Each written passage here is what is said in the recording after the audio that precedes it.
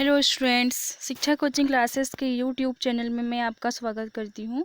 आइए स्टूडेंट्स, आज हम क्लास 12 सब्जेक्ट फिजिक्स यूनिट 8 परमाणु का चैप्टर 12 के 3 मार्क्स या 2 मार्क्स के क्वेश्चन को कंप्लीट करते हैं। तो आप इन्हें मेरे साथ याद करते हुए चलिए स्टूडेंट्स। तो स्टार्ट करते हैं हम। ठीक है स्टूडेंट्स, तो ये रहा आपका यूनिट 8 चैप्टर नंबर 12 परमाणु। इसके 1 मार्क्स के क्वेश्चन तो मैंने आपको कंप्लीट करवा दी हूँ। ठीक है, अब हम इसके 3 मार्क्स के क्वेश्चन कंप्लीट कर लेते हैं। तो देखिए स्टूडेंट्स, इसमें जो 3 मार्क्स में जो पहला क्वेश्चन है वो है रदरफोर्ड का अल्फा कण प्रकीर्णन के प्रयोग का प्रेक्षण लिखिए। दूसरा है बोर के परमाणु मॉडल के मूल अभिग्रहित लिखिए। तीसरा है बोर के परमाणु मॉडल की सीमाएं लिखिए। और चौथा है बोर के क्वांटम प्रतिबंध की डी ब्रॉगली द्वारा पुष्टि किस प्रकार की गई, समझाइए। पांचवा क्वेश्चन है हाइड्रोजन परमाणु के उत्सर्जन स्पेक्ट्रम की कौन कौन सी श्रेणियां हैं, कहाँ होती है, उनके नाम तथा तरंगदैर्ध्य परास लिखिए। ठीक है, तो इन प्रश्नों को हम लाइन से समझते हैं, एक के बाद एक इनके आंसर। ठीक है स्टूडेंट्स, तो हम इनके उत्तर समझना स्टार्ट करते हैं। देखिए स्टूडेंट, पहला क्वेश्चन था रदरफोर्ड का परमाणु मॉडल। ये रदरफोर्ड के परमाणु मॉडल का डायग्राम है और इस डायग्राम को देखते ही आपको उनके निष्कर्ष के बारे में या अल्फा कण का जो उन्होंने प्रकीर्णन किया था उनके पॉइंट लिखने हैं। ठीक है, तो सबसे पहले तो हम देखते हैं कि रदरफोर्ड का परमाणु मॉडल आया कब था। देखिए सन 1911 की बात है। ठीक है, जो रदरफोर्ड है उन्होंने अल्फा प्रकीर्णन प्रयोग के आधार पर परमाणु संरचना के संबंध में एक मॉडल प्रस्तुत किया, जिसे रदरफोर्ड का परमाणु मॉडल कहते हैं। इस परमाणु मॉडल के अनुसार पहला पॉइंट क्या है, परमाणु के समस्त द्रव्यमान और समस्त धनावेश उसके केंद्र पर बहुत ही छोटे छोटे भाग में संकेंद्रित रहते हैं, जिसे नाभिक कहते हैं। मतलब नाभिक की परिभाषा कहाँ से निकल के आई, रदरफोर्ड के परमाणु मॉडल से। दूसरा पॉइंट है नाभिक का आकार 10⁻⁻15 मीटर के क्रम का होता है, जो परमाणु के आकार का 10⁻10 मीटर की तुलना में 10⁻15 गुना छोटा है। ठीक है, उन्होंने ये कहा था कि नाभिक का जो आकार है वो परमाणु के आकार की तुलना में काफ़ी छोटा होता है। ओके, नेक्स्ट पॉइंट है नाभिक के चारों ओर 10⁻10 मीटर त्रिज्या के खोखले गोले के चारों ओर इलेक्ट्रॉन वितरित रहते हैं। किसी भी परमाणु के समस्त इलेक्ट्रॉन का कुल ऋणावेश नाभिक के धनावेश के बराबर होता है, जिससे परमाणु विद्युत रूपेण उदासीन होता है। मतलब सिंपल शब्दों में ये कहे तो इसका अर्थ यही है कि किसी भी परमाणु में जितना ऋणावेश होता है उतना ही धनावेश भी होता है। ठीक है, नेक्स्ट पॉइंट है परमाणु के अंदर इलेक्ट्रॉन स्थिर नहीं रहते अपितु वृत्ति मार्ग में नाभिक की परिक्रमा करते हैं। वृत्ति गति करने के लिए आवश्यक अभिकेंद्र बल नाभिक के धनावेश और इलेक्ट्रॉन के मध्य लगने वाले स्थिर विद्युत आकर्षण बल से प्राप्त होता है। ठीक है, जो लास्ट पॉइंट है वो ये कहा गया है कि इलेक्ट्रॉन जो है वो परमाणु के अंदर स्थिर नहीं रहते, बल्कि कैसे होते हैं, ये वृत्ति मार्ग में क्या करते रहते हैं, परिक्रमा करते रहते हैं। और वृत्ति गति करने के लिए आवश्यक अभिकेंद्री बल कहाँ से प्राप्त होता है, तो नाभिक के धनावेश और इलेक्ट्रॉन के मध्य लगने वाले स्थिर वैद्युत आकर्षण बल से प्राप्त होता है। क्योंकि किसी भी वस्तु को अगर वो वृत्ताकार मार्ग में गति कर रही है तो किस बल की आवश्यकता होती है, उसको अभिकेंद्रीय बल की आवश्यकता होती है। ठीक है, तो ये कुछ पॉइंट थे जो किससे निकल के आए थे स्टूडेंट्स, रदरफोर्ड के परमाणु मॉडल से। वैसे सिंपल शब्दों में देखा जाए तो पहला जो पॉइंट है ये नाभिक की परिभाषा बता रहा है। दूसरा पॉइंट नाभिक के आकार के बारे में बता रहा है। तीसरा पॉइंट ये बता रहा है कि किसी भी परमाणु में जितने इलेक्ट्रॉन मतलब जितना ऋणावेश होता है उतना ही धनावेश भी होता है। और चौथा पॉइंट ये बता रहा है कि इलेक्ट्रॉन जो है वो किस प्रकार गति करते हैं।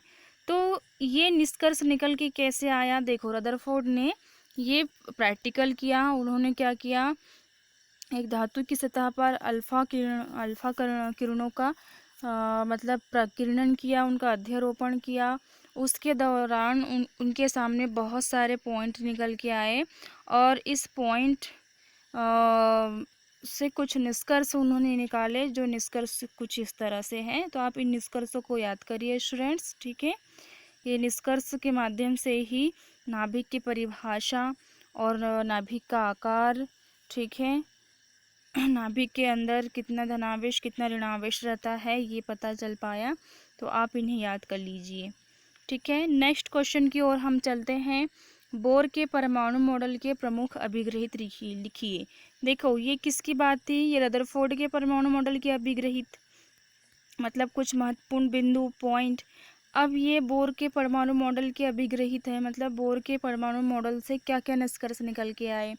तो अब भाई बोर ने क्या निष्कर्ष निकाल के लाया, देखो बोर के परमाणु मॉडल में पहला निष्कर्ष ये है कि परमाणु का समस्त द्रव्यमान और समस्त धनावेश उसके नाभिक पर केंद्रित रहता है, ठीक है। ऐसा किसने कहा था, बोर ने।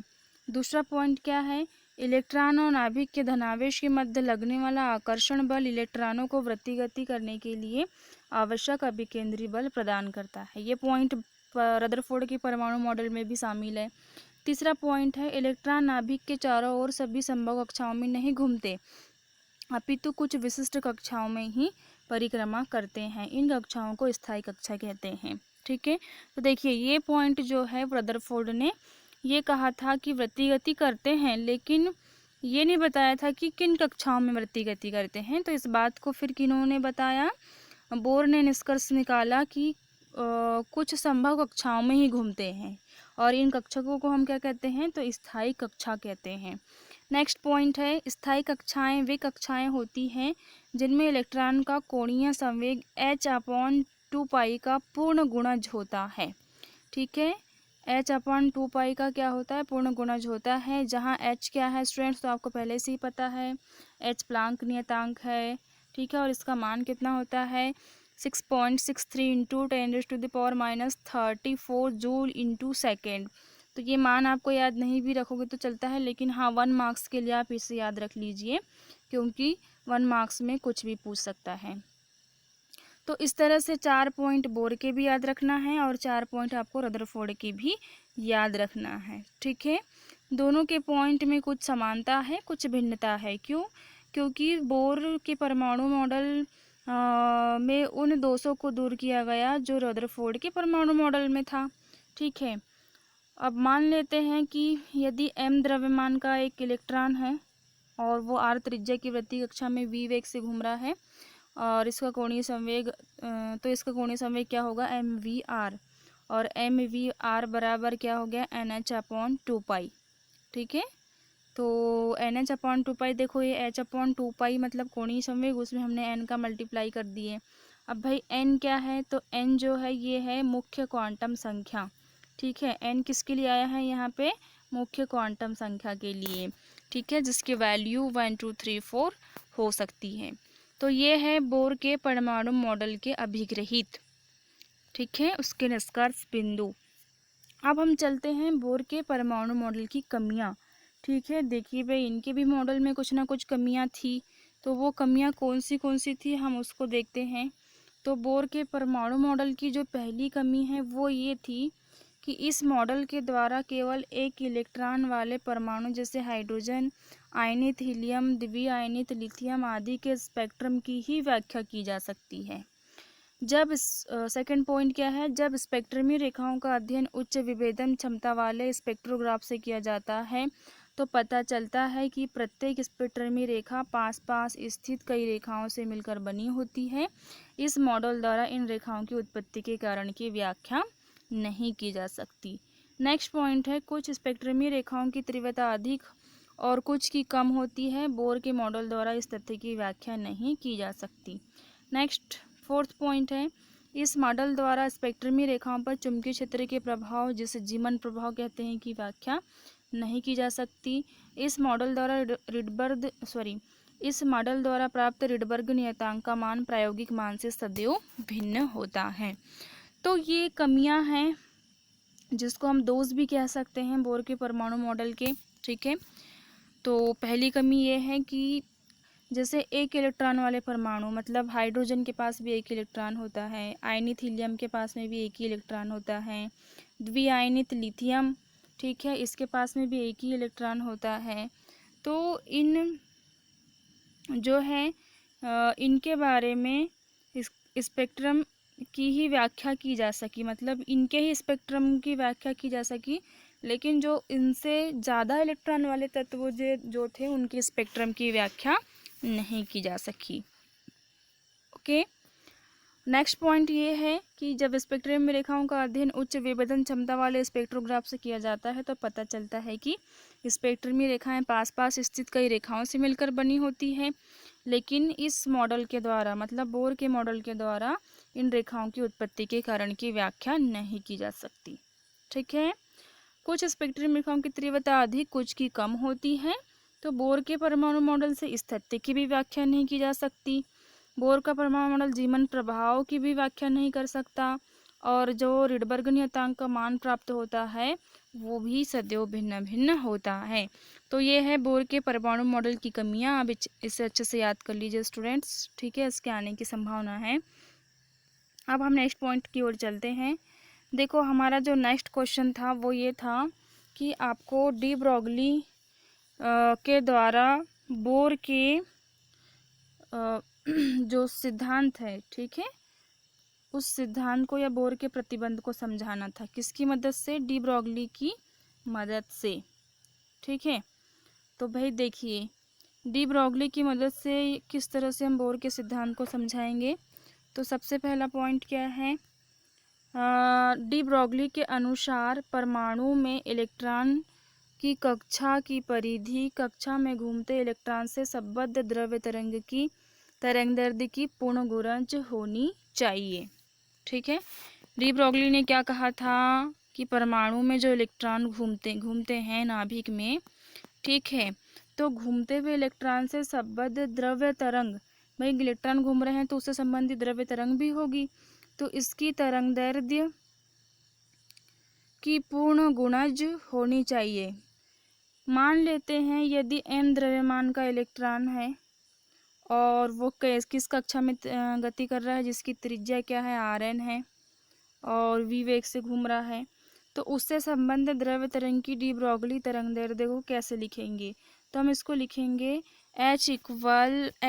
Lambda equal h upon P. ठीक है, जहाँ h क्या है, प्लांक नियतांक, ये बात आपको पता ही है, और p तो कौन संवेग होता है, और संवेग का सूत्र क्या होता है, m इंटू वी, जहाँ m द्रव्यमान है और v क्या है, वेग। भाई तो यहाँ पे इलेक्ट्रॉन की बात हो रही है, तो सभी के सभी किसके लिए आएंगे, इलेक्ट्रॉन के लिए। ठीक है, और कक्षा की परिधि, भाई वृत्ताकार मार्ग में घूम रहा है तो वृत्त की परिधि क्या होती है, 2πr। तो यहाँ पे r का मान क्या है, Rn है, इसलिए यहाँ पे क्या ले लिए हमने, Rn ले लिए। ठीक है, तो डी ब्रॉगली के अनुसार क्या हो जाएगा फिर, 2πRn इक्वल n लैम्डा। ठीक है, जहाँ n की वैल्यू क्या हो जाएगी, 1 2 3, या 2πRn equal NH upon mv। कैसे? देखिए, ये जो है लेमडा के मान में हमने n का मल्टीप्लाई कर दिए। ठीक है, क्योंकि तरंगदैर्ध्य बहुत सारे हो सकते हैं, तो n का मल्टीप्लाई कर दिए, तो जो परिधि है, ठीक है, वो किसके बराबर हो गई, तरंगदैर्ध्य के बराबर हो गई। अब यहाँ पे अगर हम लेमडा का मान रखते हैं तो लेमडा का मान ऊपर देखिए h अपॉन mv है। ठीक है, तो लेमडा की जगह लेमडा का मान रखेंगे तो 2πRn इक्वल क्या हो जाएगा, n into H upon mv। ठीक है, और जब हम यहाँ से 2π को नीचे लेके जाएंगे और mv को ऊपर लेके जाएंगे तो ये समीकरण कुछ इस तरह से बन जाएगा, mvrn इक्वल NH अपॉन 2π। और ये जो निकल गया है ये समीकरण, ये किसका समीकरण है, बोर का समीकरण। ठीक है, कहने का मतलब ये है कि हम डी ब्रॉगली के तरंगदैर्ध्य समीकरण से बोर का प्रतिबंध यानी कि बोर का सिद्धांत भी समझा सकते हैं। तो ये दोनों आपस में पूरक है, दूसरे संबंधित हैं। तो इस तरह से आपको इस क्वेश्चन का आंसर लिखना है स्टूडेंट्स। अब आइए अब चलते हैं नेक्स्ट क्वेश्चन पे। देखिए नेक्स्ट क्वेश्चन था हाइड्रोजन स्पेक्ट्रम में कौन सी श्रेणियां होती है, उनके नाम लिखिए तथा उनके तरंगदैर्ध्य के परास लिखिए, ये क्वेश्चन था। तो सबसे पहले तो हाइड्रोजन स्पेक्ट्रम के बारे में हम देखते हैं कि हाइड्रोजन स्पेक्ट्रम जो है कितने प्रकार के होते हैं, मतलब कौन से स्पेक्ट्रम होते हैं उसके। ठीक है, तो हाइड्रोजन स्पेक्ट्रम में 5 श्रेणियां होती है। कितनी श्रेणियां होती है? कुल मिला के 5। पहली श्रेणी का नाम है लाइमन श्रेणी, दूसरी श्रेणी का नाम है बामर श्रेणी, ठीक है, तीसरी श्रेणी है पाश्चन श्रेणी और चौथी है ब्रैकेट श्रेणी, ठीक है। उसके बाद में लास्ट वाली है फुंड श्रेणी। तो ये श्रेणियां हैं, ठीक है, 5 श्रेणियां होती हैं। जब हाइड्रोजन के स्पेक्ट्रम का अध्ययन करते हैं हम, तो सबसे पहली श्रेणी को समझते हैं हम लाइमन श्रेणी को। तो लाइमन श्रेणी किसे कहते हैं और किस क्षेत्र में बनता है, ये देखते हैं स्टूडेंट्स। ठीक है, जब इलेक्ट्रॉन उच्च ऊर्जा स्तर से पहले ऊर्जा स्तर में कूदते हैं, ठीक है, ये स्तर है, ठीक है, आप इससे समझिए, ये त है। तो उच्च ऊर्जा स्तर से पहले के ऊर्जा स्तर में कूदते हैं, यानी कि निम्न ऊर्जा स्तर में कूदते हैं, तो स्पेक्ट्रम रेखाएं पराबैंगनीय क्षेत्र में पड़ती हैं, ठीक है, ये है स्पेक्ट्रमी रेखाएं पराबैंगनी क्षेत्र में पड़ती है। तो रेखाओं की इस श्रेणी को लाइमन श्रेणी कहते हैं। मान लो कि पराबैंगनी क्षेत्र में अगर स्पेक्ट्रम रेखा पड़ रही है, ठीक है, इलेक्ट्रॉनों के उच्च ऊर्जा स्तर से निम्न ऊर्जा स्तर में या पहले ऊर्जा स्तर में कूदने के दौरान, तो इस श्रेणी को लाइमन ने देखा था सबसे पहले, इसलिए उसके नाम पे कौन सी श्रेणी बोल दी हमने, इसको लाइमन श्रेणी बोल दिए। अब इसके तरंगदैर्ध्य का समीकरण क्या होता है, तो 1/λ इक्वल r इंटू 1/1 का स्क्वायर माइनस 1/n का स्क्वायर। तो ये 1 स्क्वायर क्यों आया, क्योंकि ये पहली मतलब n की वैल्यू जो है वो कहाँ मतलब फर्स्ट श्रेणी होती है, इसलिए यहाँ पे 1 स्क्वायर है, ठीक है, ये रिडबर्ग नियतांक से आया है। अब परास देखो, लाइमन श्रेणी में जो n इक्वल 2 है, ठीक है, उसके लिए जो है परास जो है एंगस्ट्रम में वो होता है 1216 एंगस्ट्रम, और n इक्वल इनफाइनाइट मीन्स अनंत के लिए होता है 912 एंगस्ट्रम। मतलब कि ये देखो, ये सबसे बड़ी तरंगदैर्ध्य होगी इसके लिए, ये 2, ठीक है, और डैश डैश डैश ये लास्ट में कहाँ तक जाएगी, अनंत तक के। तो अनंत तक के इसके लिए जो तरंगदैर्ध्य की परास है, मतलब छोटी तरंगदैर्ध्य कौन सी होगी, तो सबसे छोटी तरंगदैर्ध्य जो होगी वो होगी 912 एंगस्ट्रम दूर, ठीक है, ये लंबी। अब नेक्स्ट श्रेणी की बात करते हैं, बामर श्रेणी। तो बामर श्रेणी बामर ने देखा था, तो उन्होंने क्या देखा था कि जब इलेक्ट्रॉन उच्च ऊर्जा स्तर से दूसरे ऊर्जा स्तर में कूदते हैं, देखो यहाँ पे पहले की बात हो रही थी, यहाँ पे कौन से ऊर्जा स्तर में कूदने की बात हो रही है, दूसरे ऊर्जा स्तर में, ठीक है। तो स्पेक्ट्रमी रेखाएं दृश्य क्षेत्र में, यहाँ कौन से क्षेत्र में पड़ रही थी स्टूडेंट्स, पराबैंगनी, यहाँ पे दृश्य क्षेत्र में पड़ती है, इसलिए रेखाओं की इस श्रेणी को बामर श्रेणी कहते हैं। बामर ने देखा था इसलिए उसके नाम पे बामर आ गया। तो देखो फॉर्मूले में यहाँ पे देखो अच्छे से आप, ठीक है, और यहाँ पे पहले कक्षा की बात कर रहा था, यहाँ पे दूसरे कक्षा की बात कर रहा है। तो देखो यहाँ पे 1 की जगह क्या है, 2 है, ठीक है, और ये n कहाँ से स्टार्ट हुआ है, यहाँ पे n 2 से स्टार्ट हुआ था, यहाँ पे n किससे स्टार्ट हुआ है, 3 से। अब यहाँ पे हम देखेंगे कि परास जो है वो कितना होता है, तो सबसे बड़ी तरंगदैर्ध्य 3, इसके लिए 6563 एंगस्ट्रम, और जो इनफाइनाइट है लास्ट में, ठीक है, छोटा परास निम्न तरंगदैर्ध्य के लिए, तो ये होता है 3640 एंगस्ट्रम, ठीक है। नेक्स्ट पाश्चन श्रेणी की बात करते हैं। तो पाश्चन श्रेणी को पाश्चन ने देखा था। अब ये कहाँ पाई जाती है, तो ये पाई जाती है अवरक्त क्षेत्र में। कौन से क्षेत्र में पाई जाती है ये, अवरक्त क्षेत्र में, मतलब हाइड्रोजन स्पेक्ट्रम में जो अवरक्त क्षेत्र है वहाँ पे पाई जाती है श्रेणी, इसलिए इसको पाश्चन श्रेणी कहा गया, क्योंकि पाश्चन ने देखा था इसीलिए। तो देखिए, उच्च ऊर्जा स्तर से तीसरे ऊर्जा स्तर में कूदेगा, इसलिए यहाँ पे देखो 3 है ना, 1 2 3 लाइन से चल रहा है। अब n की वैल्यू कहाँ से स्टार्ट होगी इसमें, तो n की वैल्यू 4 से स्टार्ट होगी, क्योंकि यहाँ 3 से स्टार्ट हुई है। ठीक है, तो इस तरह से आपको ध्यान रखना है। तो सबसे बड़ी तरंग दैर्ध्य के लिए परास कितनी हो जाएगी यहाँ पे, तो ये है 18,572 एंगस्ट्रम। ठीक है, और छोटी के लिए तो 8,204 एंगस्ट्रम। नेक्स्ट श्रेणी है ब्रैकेट, ब्रैकेट श्रेणी। अब ये कहाँ पाया जाता है, तो ये पाया जाता है दूर अवरक्त क्षेत्र में। ठीक है, थोड़ा अवरक्त क्षेत्र में तो पाया जाता है, लेकिन दूर अवरक्त क्षेत्र में पाया जाता है। तो ये चौथे ऊर्जा स्तर में कूदता है इलेक्ट्रॉन उच्च ऊर्जा स्तर से, तो यहाँ पे 4 आ गया देखो फॉर्मूले में। ठीक है, तरंग दैर्ध्य समीकरण में।